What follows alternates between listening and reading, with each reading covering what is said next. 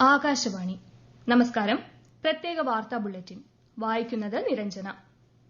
2025 ഹജ്ജ് കരാറിൽ ന്യൂനപക്ഷകാര്യമന്ത്രി കിരൺ റിജിജുവും സൌദി അറേബ്യയുടെ ഹജ്ജ് മന്ത്രിയും ഒപ്പുവച്ചു. ഹജ്ജ് സീസണിലേക്ക് ഇന്ത്യയിൽ നിന്നുള്ള 1,75,025 തീർത്ഥാടകരുടെ ക്വാട്ട ഉറപ്പാക്കുന്നതാണ് കരാർ. കരാറിനെ പ്രധാനമന്ത്രി നരേന്ദ്രമോദി സ്വാഗതം ചെയ്തു.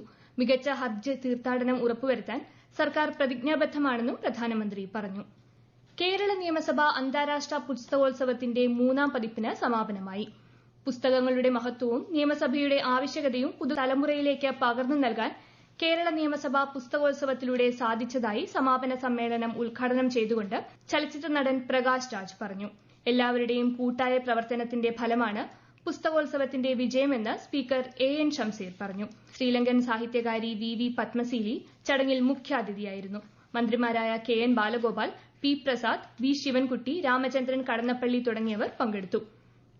ഇന്ത്യൻ റിസർവ് ബറ്റാലിയനിലെ 8ാം ബാച്ചിലെ പോലീസ് കോൺസ്റ്റബിൾ ഡ്രൈവർമാരുടെ സംയുക്ത പാസിംഗ് ഔട്ട് പരേഡ് മറ്റന്നാൾ രാവിലെ 8:30 തൃശൂർ IRB പരേഡ് ഗ്രൌണ്ടിൽ നടക്കും. മുഖ്യമന്ത്രി പിണറായി വിജയൻ പരേഡിൽ അഭിവാദ്യം സ്വീകരിക്കും. കുസാറ്റിൽ ആരംഭിക്കുന്ന ഉന്നത വിദ്യാഭ്യാസ കോൺക്ലേവ് മുഖ്യമന്ത്രി പിണറായി വിജയൻ നാളെ ഉദ്ഘാടനം ചെയ്യും. നാളെയും മറ്റന്നാളുമായി നടക്കുന്ന കോൺക്ലേവ് സംസ്ഥാനത്തിന്റെ ഉന്നത വിദ്യാഭ്യാസ രംഗത്തെ നാഴികക്കല്ലായി മാറുമെന്ന് മന്ത്രി R ബിന്ദു പറഞ്ഞു. കോൺക്ലേവിന് മുന്നോടിയായി സംഘടിപ്പിച്ച ശില്പശാല കൊച്ചിയിൽ ഉദ്ഘാടനം ചെയ്യുകയായിരുന്നു മന്ത്രി.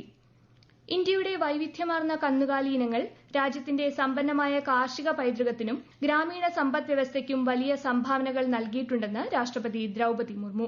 നാഷണൽ ഡയറി ഡെവലപ്മെന്റ് ബോർഡിന്റെ പരിപാടി ഉദ്ഘാടനം ചെയ്യുകയായിരുന്നു രാഷ്ട്രപതി. ഗ്രാമീണ കുടുംബങ്ങളുടെ പ്രധാന വരുമാന സ്രോതസ്സുകളിൽ ഒന്നാണ് കന്നുകാലി വളർത്തലെന്നും രാഷ്ട്രപതി പറഞ്ഞു.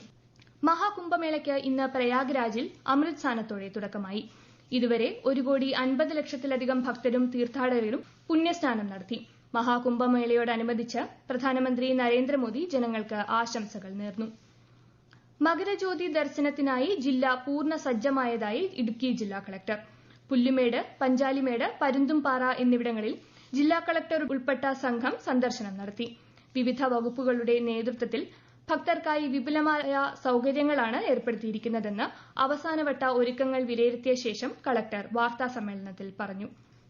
പ്രധാനമന്ത്രി നരേന്ദ്രമോദി ബുധനാഴ്ച മഹാരാഷ്ട്ര സന്ദർശിക്കും. INS സൂറത്ത്, INS നീലഗിരി, INS വാക്ഷീർ എന്നിവ മുംബൈയിലെ നേവൽ ഡോക്യാർഡിൽ നടക്കുന്ന ചടങ്ങിൽ രാജ്യത്തിന് സമർപ്പിക്കും. നവി മുംബൈയിലെ ഖാർഖറിലെ ഇസ്കോൺ ക്ഷേത്രവും ശ്രീ മോദി ഉദ്ഘാടനം ചെയ്യും. തൈപ്പൊങ്കൽ പ്രമാണിച്ച് തമിഴ്നാടുമായി അതിർത്തി പങ്കിടുന്ന കേരളത്തിലെ 6 ജില്ലകൾക്ക് നാളെ അവധി പ്രഖ്യാപിച്ചു. തിരുവനന്തപുരം, കൊല്ലം, പത്തനംതിട്ട, ഇടുക്കി, പാലക്കാട്, വയനാട് ജില്ലകൾക്കാണ് അവധി നൽകിയത്. ISL ഫുട്ബോളിൽ Kerala Blasters FC Odisha FC മത്സരം കൊച്ചി ജവഹർലാൽ നെഹ്റു സ്റ്റേഡിയത്തിൽ പുരോഗമിക്കുന്നു. ആദ്യ പകുതി പിന്നിടുമ്പോൾ ഒഡീഷ 1 ഗോളിന് മുന്നിലാണ്. മത്സരത്തിന്റെ ഭാഗമായി കാണികളുടെ യാത്ര സുഗമമാക്കാൻ കൊച്ചി മെട്രോ സർവീസ് സമയം നീട്ടി.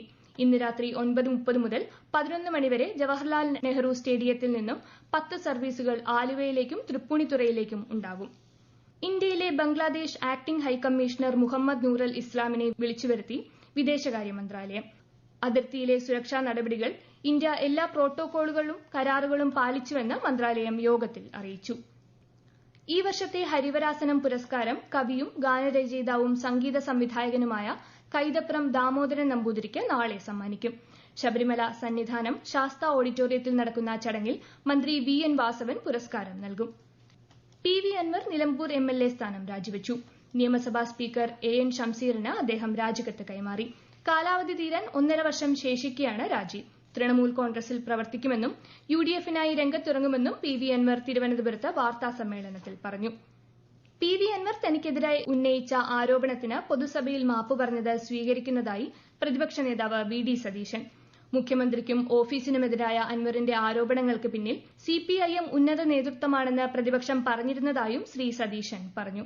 അതേസമയം അൻവറിന്റെ പാർട്ടി മാറ്റം ഒരു രാഷ്ട്രീയ ചലനവും കേരളത്തിൽ ഉണ്ടാക്കില്ലെന്ന് CPIM സംസ്ഥാന സെക്രട്ടറി MV ഗോവിന്ദൻ പ്രതികരിച്ചു. പത്തനംതിട്ടയിൽ വിദ്യാർത്ഥിനി തുടർച്ചയായ ലൈംഗിക പീഡനത്തിന് ഇടയായ സംഭവത്തിൽ കൂടുതൽ കേസുകളെടുത്ത പോലീസ്. 4 പോലീസ് സ്റ്റേഷനുകളിൽ ഇതുവരെ എടുത്ത 29 കേസുകളിലായി 41 പേർ അറസ്റ്റിലായി. പ്രത്യേക വാർത്താ ബുള്ളറ്റിൻ കഴിഞ്ഞു. അടുത്ത വാർത്താ പ്രക്ഷേപണം നാളെ രാവിലെ 6:45-ന്.